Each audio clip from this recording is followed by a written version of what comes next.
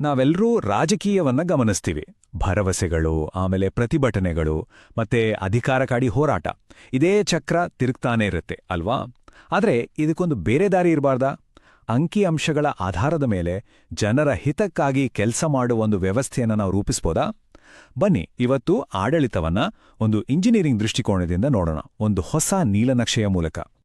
ಚುನಾವಣೆ ಹತ್ರ ಬಂತು ಅಂದ್ರೆ ಸಾಕು, ಭರವಸೆಗಳ ಸುರಿಮಳೆನೇ ಶುರುವಾಗುತ್ತೆ.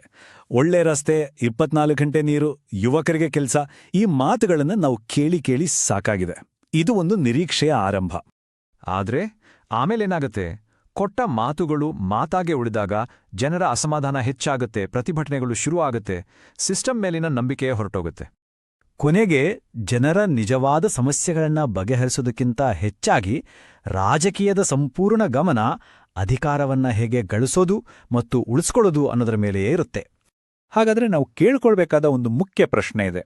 ಈ ಭರವಸೆ, ಪ್ರತಿಭಟನೆ, ಅಧಿಕಾರದ ಚಕ್ರ ಇದೆಯಲ್ಲ, ಇದು ಮುರಿದು ಹೋಗಿದ್ಯಾ? ನಾವು ಹೀಗೆ ಸಿಕ್ಕಾಕೊಂಡಿದ್ದೀವಾ? ಅಥವಾ ಇದನ್ನ ಬದಲಾಯಿಸೋಕೆ ಒಂದು ದಾರಿ ಇದೆಯಾ? ಸರಿ, ಈ ಚಕ್ರವನ್ನ ಮುರಿಯೋದು ಹೇಗೆ ಅಂತ ನೋಡೋಣ. ಇವತ್ತು ನಾವು ಒಂದು ಬ್ಲೂಪ್ರಿಂಟ್ ಬಗ್ಗೆ ಮಾತಾಡೋಣ. ಇದರಲ್ಲಿ 6 ಮುಖ್ಯ ಭಾಗಗಳಿವೆ. ವ್ಯವಸ್ಥೆಯಲ್ಲಿರೋ ದೋಷದಿಂದ ಹಿಡಿದು ಒಂದು ಹೊಸ ರಾಜಕೀಯ ದೃಷ್ಟಿಕೋನದವರೆಗೆ. ಮೊದಲನೇ ಭಾಗ, ಇಲ್ಲಿ ನಾವು ಸಮಸ್ಯೆಯನ್ನೇ ಬೇರೆ ರೀತಿ ನೋಡಬೇಕು. ಇದು ಯಾರೋ ಒಬ್ಬ ವ್ಯಕ್ತಿಯ ತಪ್ಪಲ್ಲ, ಇದು ಇಡೀ ಸಿಸ್ಟಮ್ನಲ್ಲೇ ಇರೋ ಸಮಸ್ಯೆ. ಹಳೆಯ ಅಡಿಪಾಯದಲ್ಲೇ ಬಿರುಕುಗಳಿವೆ. ನೋಡಿ, ಹಳೆಯ ರಾಜಕೀಯ ಹೇಗಿರುತ್ತೆ ಅಂತ ನಿಮ್ಗೆ ಗೊತ್ತೇ ಇದೆ. ಒಬ್ಬ ನಾಯಕನನ್ನೇ ಇಟ್ಕೊಂಡು ಪ್ರಚಾರ ಮಾಡೋದು, ಬರೀ ಘೋಷಣೆಗಳನ್ನ ಮಾಡೋದು, ಸಮಸ್ಯೆ ಬಂದ ಮೇಲೆ ಓಡಾಡೋದು. ಆದ್ರೆ ಈ ಹೊಸ ಬ್ಲೂಪ್ರಿಂಟ್ ಇದೆಯಲ್ಲ, ಇದು ಪೂರ್ತಿ ಬೇರೆ. ಇದು ಸಿಸ್ಟಮ್ ಡ್ರಿವನ್, ಅಂದ್ರೆ ಡೇಟಾ ನೋಡಿ ನಿರ್ಧಾರ ತಗೊಳ್ಳೋದು, ಸಮಸ್ಯೆ ಬರೋಕ್ಕೂ ಮುಂಚೆನೇ ಅದಕ್ಕೆ ಯೋಜನೆ ಮಾಡೋದು. ಇದು ರಿಯಾಕ್ಟಿವ್ ಅಲ್ಲ, ಪ್ರೋಆಕ್ಟಿವ್. ಯಾವುದೇ ಹೊಸ ವ್ಯವಸ್ಥೆಗೆ ಒಂದು ಅಡಿಪಾಯ ಬೇಕು. ಈ ಬ್ಲೂಪ್ರಿಂಟ್ನ ಅಡಿಪಾಯ ಏನ್ ಗೊತ್ತಾ? ಜನರ ಧ್ವನಿ, ಭೂಮಿಯ ನಾಡಿಮಿಡಿತವನ್ನು ಕೇಳುವುದು. ನಾಯಕರು ಭಾಷಣ ಮಾಡೋದಲ್ಲ, ಬದಲಿಗೆ ಜನರ ಮಾತನ್ನು ಆಳವಾಗಿ ಕೇಳಿಸಿಕೊಳ್ಳುವುದು. ನೋಡಿ, ನಾವು ಜನರನ್ನ ನೇರವಾಗಿ ಕೇಳಿದಾಗ ಸಿಕ್ಕ ಉತ್ತರ ಇದು. ದೊಡ್ಡ ದೊಡ್ಡ ಪ್ರಾಜೆಕ್ಟ್ಗಳಲ್ಲ, ಅವರ ಮೊದಲ ಆದ್ಯತೆ ಕುಡಿಯೋ ನೀರು, ಎರಡನೇದು ತಮ್ಮ ಊರಲ್ಲೇ ಒಂದು ಕೆಲ್ಸ, ಆಮೇಲೆ ರಸ್ತೆ. ಇದು ಜನರ ನಿಜವಾದ ಬೇಡಿಕೆ, ವಾಸ್ತವ. ಆ 45% ಅನ್ನೋದು ಕೇವಲ ಒಂದು ನಂಬರ್ ಅಲ್ಲ, ಆದ್ರೆ ಹಿಂದೆ ಇಂಥ ಕತೆಗಳಿವೆ.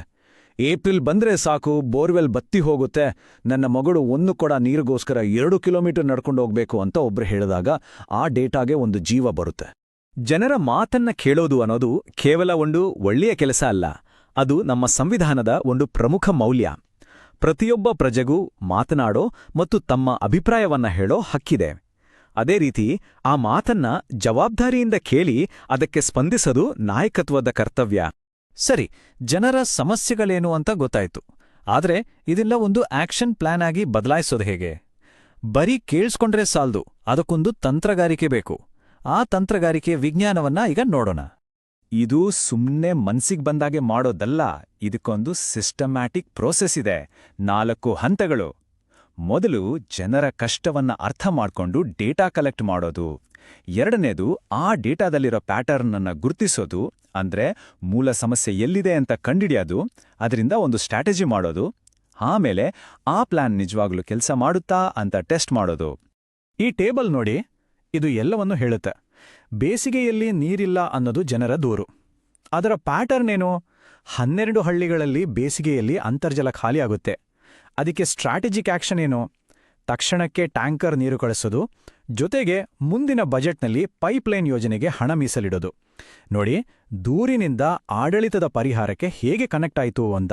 ಸರಿ, ಸ್ಟ್ರಾಟಜಿ ರೆಡಿ ಆಯ್ತು. ಆದ್ರೆ ಪೇಪರ್ ಮೇಲಿರೋ ಪ್ಲಾನ್ ಇಂದೇನ್ ಪ್ರಯೋಜನ? ಅದನ್ನ ಒಂದು 5 ವರ್ಷದ ಡೆಲಿವರಿ ಪ್ಲಾನ್ ಆಗಿ, ಅಂದ್ರೆ ಒಂದು ಗವರ್ನೆನ್ಸ್ ಬ್ಲೂಪ್ರಿಂಟ್ ಆಗಿ ಬದಲಾಯಿಸಬೇಕು. ಆಗ್ಲೇ ಜನರಿಗೆ ಅದರ ಲಾಭ ಸಿಗೋದು. ಈ ಗವರ್ನೆನ್ಸ್ ಬ್ಲೂಪ್ರಿಂಟ್ಗೆ 4 ಮುಖ್ಯ ಕಂಬಗಳಿವೆ. ಮೊದಲನೇದು ಜನರಿಗೆ ಜೀವನಕ್ಕೆ ಒಂದು ದಾರಿ, ಅಂದ್ರೆ ಲೈವ್ಲಿಹುಡ್. ಎರಡನೇದು ಶಾಶ್ವತವಾಗಿರೋ ಇನ್ಫ್ರಾಸ್ಟ್ರಕ್ಚರ್. ಮೂರನೇದು ಸರ್ಕಾರದ ಯೋಜನೆಗಳು ಸರಿಯಾಗಿ ಜನರಿಗೆ ತಲುಪಬೇಕು. ಕೊನೆಯದಾಗಿ ಜನರ ದೂರಿಗೆ ತಕ್ಷಣ ಸ್ಪಂದನೆ ಸಿಗ್ಬೇಕು. ಉದಾಹರಣೆಗೆ ಉದ್ಯೋಗದ ವಿಷಯ ತಗೊಳ್ಳಿ. ಕೆಲ್ಸ ಕೊಡ್ತೀವಿ ಅಂತ ಸುಮ್ಮನೆ ಹೇಳೋದಲ್ಲ, ಬದಲಾಗಿ ಒಂದು ನಿರ್ದಿಷ್ಟ ಸಂಖ್ಯೆ, ಈ ಕ್ಷೇತ್ರದಲ್ಲಿ ಸ್ಥಳೀಯ ಇಂಡಸ್ಟ್ರಿಗಳಲ್ಲಿ ಇನ್ವೆಸ್ಟ್ ಮಾಡಿ 25,000 ಹೊಸ ಕೆಲಸಗಳನ್ನು ಸೃಷ್ಟಿ ಮಾಡಬೇಕು. ಇದು ಸ್ಪಷ್ಟವಾದ ಅಳೆಯಬಹುದಾದ ಗುರಿ. ಹಾಗೆ ಸರ್ಕಾರದ ಯೋಜನೆಗಳ ವಿಷಯ. ಯೋಜನೆ ಘೋಷಣೆ ಮಾಡೋದು ಮುಖ್ಯ ಅಲ್ಲ, ಅದು ಕಟ್ಟಕಡೆಯ ವ್ಯಕ್ತಿಗೆ ತಲುಪೋದು ಮುಖ್ಯ. ನಮ್ಮ ಗುರಿ ಯಾವುದೇ ಸೋರಿಕೆ ಇಲ್ಲದೆ 98% ಎಫಿಷಿಯನ್ಸಿಯೊಂದಿಗೆ ಎಲ್ಲರಿಗೂ ಅವರ ಹಕ್ಕನ್ನು ತಲುಪಿಸುವುದು. ಇದು ಡೆಲಿವರಿಯ ಗ್ಯಾರಂಟಿ. ಆದ್ರೆ ಒಂದು ನಿಮಿಷ, ಈ ಎಲ್ಲ ನಂಬರ್ಗಳು, ಪ್ಲಾನ್ಗಳು ಇವೆಲ್ಲದರ ಹಿಂದಿರೋ ನಿಜವಾದ ಉದ್ದೇಶ ಏನು? ಅದು ಕೇವಲ ಅಂಕಿಸಂಖ್ಯೆಗಳಲ್ಲ, ಅದು ಮನುಷ್ಯನ ಘನತೆ, ಡಿಗ್ನಿಟಿ. ಈ ಇಡೀ ಬ್ಲೂಪ್ರಿಂಟ್ನ ನೈತಿಕ ದಿಕ್ಸೂಚಿ ಅದೇ. ಡಿಗ್ನಿಟಿ ಅಂದ್ರೆ ಏನು? ಪ್ರತಿಯೊಬ್ಬ ವ್ಯಕ್ತಿಯನ್ನ ಗೌರವದಿಂದ ಕಾಣೋದು, ಅವರ ಮೂಲಭೂತ ಅಗತ್ಯಗಳನ್ನ ಪೂರೈಸೋದು, ಅವರ ಮಾತಿಗೆ ಬೆಲೆ ಕೊಡೋದು. ಇದು ಸರ್ಕಾರ ಕೊಡುವ ಭಿಕ್ಷೆಯಲ್ಲ, ಇದು ಪ್ರತಿಯೊಬ್ಬ ಪ್ರಜೆಯ ಹಕ್ಕು, ಇದು ನಂಬಿಕೆಯ ಅಡಿಪಾಯ. ಈ ಘನತೆ ಅನ್ನೋದು ಜನರ ವೈಯಕ್ತಿಕ ಮಾಹಿತಿ ವಿಷಯದಲ್ಲೂ ಅಷ್ಟೇ ಮುಖ್ಯ. ಭಾರತದ ಪ್ರೈವಸಿ ಕಾನೂನುಗಳ ಪ್ರಕಾರ ಜನರ ಸಂಪೂರ್ಣ ಒಪ್ಪಿಗೆ ಪಡೆದು ಮಾತ್ರ ಅವರ ಡೇಟಾವನ್ನ ಕಲೆಕ್ಟ್ ಮಾಡಬೇಕು ಮತ್ತು ಅದನ್ನ ಆಡಳಿತವನ್ನ ಉತ್ತಮಪಡಿಸೋಕೆ ಮಾತ್ರ ಬಳಸಬೇಕು. ಯಾಕಂದ್ರೆ ಜನರ ಡೇಟಾದ ನಿಜವಾದ ಮಾಲೀಕರು ಜನರೇ ಹೊರತು ಸರ್ಕಾರವಲ್ಲ.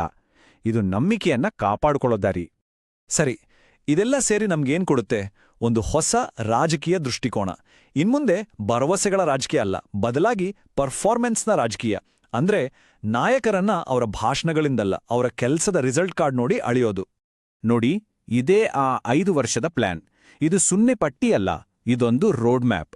ಮೊದಲನೇ ವರ್ಷ ಅಡಿಪಾಯ ಹಾಕುವುದು, 2ನೇ ವರ್ಷ ನೀರು ಮತ್ತು ಉದ್ಯೋಗ, 3ನೇ ವರ್ಷ ಶಿಕ್ಷಣ ಮತ್ತು ಆರೋಗ್ಯ. ಹೀಗೆ ಒಂದೊಂದೇ ಮೆಟ್ಟಿಲನ್ನ ಹಂತ ಹಂತವಾಗಿ ಹತ್ತಿ 5 ವರ್ಷದಲ್ಲಿ ಒಂದು ಕ್ಷೇತ್ರದ ಸಂಪೂರ್ಣ ಚಿತ್ರಣವನ್ನೇ ಬದಲಾಯಿಸೋಕೆ ಸಾಧ್ಯ.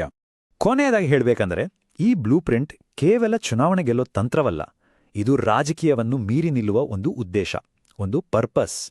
ನೀವು ಜನಕೇಂದ್ರಿತ ನಾಯಕರಾಗಲು ಮತ್ತು ನಿಮ್ಮ ಕ್ಷೇತ್ರವನ್ನು ಉನ್ನತೀಕರಿಸಲು ಬಯಸಿದರೆ blueprintstrategies.ai ಅನ್ನು mgr@blueprintstrategies.ai ನಲ್ಲಿ ಸಂಪರ್ಕಿಸಿ ಅಥವಾ 08042041602ಗೆ ಕರೆ ಮಾಡಿ. ರಾಜಕೀಯವನ್ನು ಮೀರಿದ ಉದ್ದೇಶ.